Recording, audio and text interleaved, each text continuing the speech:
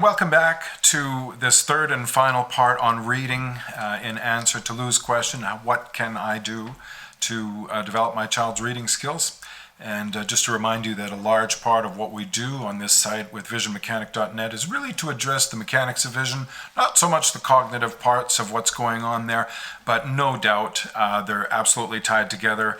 As we develop vision formally, that is to say, as we become more aware of what vision is and what it does for us, that is directly tied to what's going on in our minds cognitively, our intellectual skills, and to some extent our self-regulation and emotional skills. And so what we're going to do in this case is we're going to now move that discussion to higher cognitive functions. We're going to assume once again that the child is neurotypical. Having said that, these activities are appropriate for anybody who wants to do them. And again, I like to make things engaging, fun. If we're having fun, we're learning better. We're drawn to learning. We're more engaged. And then likewise, if it's a little more challenging, that little bit of an adrenaline push does encourage that wiring, that cortical association that we need to have. And finally, in this last portion of this series, the third part here, we're going to talk more about the child who's got some more difficulty with grip and controlling hands.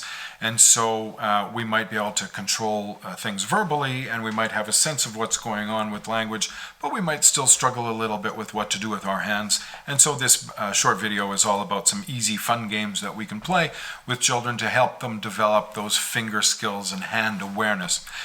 And so to begin with, let's just start with a real basic fun finger game just to do a little bit of manual control and dexterity.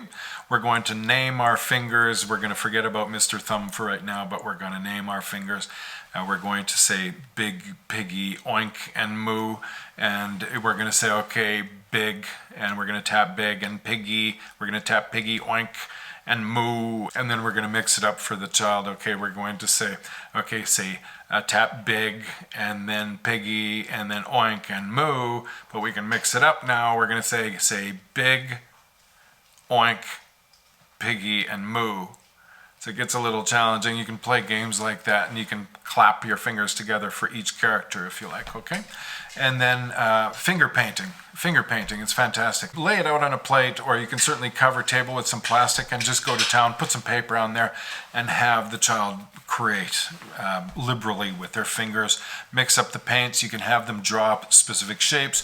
You can have them be creative. It's best to direct them towards a certain goal, I think, rather than to be just free play all the time. You want them to develop certain skills. And so by all means, you can also, with finger paint, you can have them cover certain objects with paint.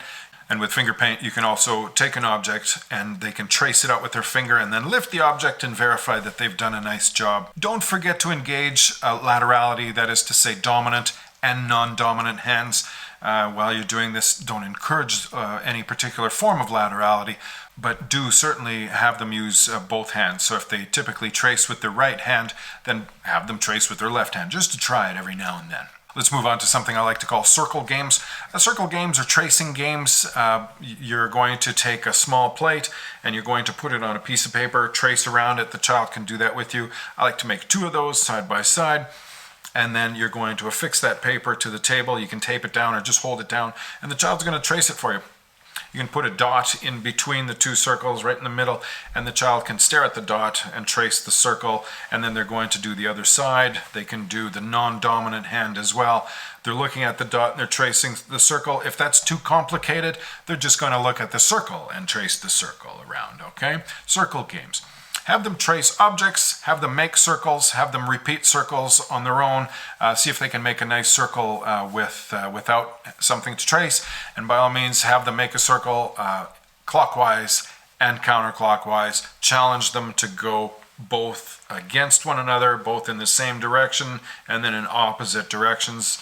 This is a form of an activity called Nielsen fixations, which you can look up on drboulet.com as well if you like. Finally, we're going to look at a few more games that you can play just to work on those manual skills. There's a lot of fun things you can do with targeting. And so targeting, meaning to say you could have a cardboard tube and another smaller tube and insert the tube. You can move the tube. The child's got to move it in. You might use a straw. You might use a paper towel roll, something like that. The smaller the difference between the 2 sizes, obviously, the harder it gets. The bigger the tubes, the easier it is to do.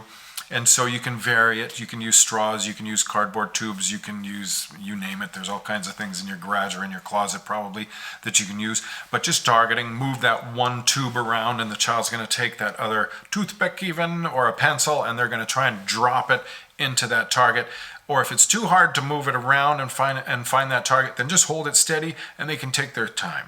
And they can be real patient. You can dip it in, you can move it a little bit, and then they can dip it in again. So again, you're going to grade this activity. You're going to make it a little less difficult. So you're going to make it more difficult depending on the level of achievement that the child is showing you.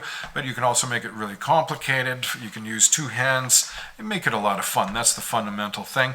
Let me add one more thing in here. If you're doing these targeting or these dive bombing training activities, then you can also at that point try a metronome. So you can use a metronome and the child now has to target or hit that target on each beat. And so this becomes a little more complicated. Be careful with the children who are struggling with this a little more. But again, it's great fun. Again, we're coordinating the visual, the motor, and we're giving that child a chance to practice those things in a fun environment and doing something a little more challenging, interesting, okay? Let's talk about a couple more things here. And so the targeting and the spearing, these are all great. On targeting, I mean, we can be targeting anything, but lasers are a lot of fun. And so you can give them a laser spot and they need to target it. All right. I want them to be hitting it with their fingers. You can also switch it up so that they have to now direct you to point at the laser. So they're directing the laser, but mostly I want them using their fingers to hit the target. Okay. Like a cat, and you can call it the cat game or the kitten game, and they're going to hit the spot when you put it on a certain place on the table, okay? Now, we talked about the Marsden Ball. This is great. You're going to ask the child, again, we won't get into how to make these things, but it's a ball with letters on it. You're going to ask the child to look for a letter. Just to have the ball swinging around, look for a letter, look for a letter. As soon as you see the letter, you're going to hit that letter, okay? If that's too complicated for them, you can unload this a little bit. You can take the difficulty level down and you can just say, hit the ball. Hit one of the letters, something. You know, be as close as you can, as accurate as you can. Hit a red one, hit a green one. Hit a red one, hit a green one, doesn't matter. And then bring it up from there. Show them one letter. Okay, look for that one letter. And when you see that letter, touch it and say it.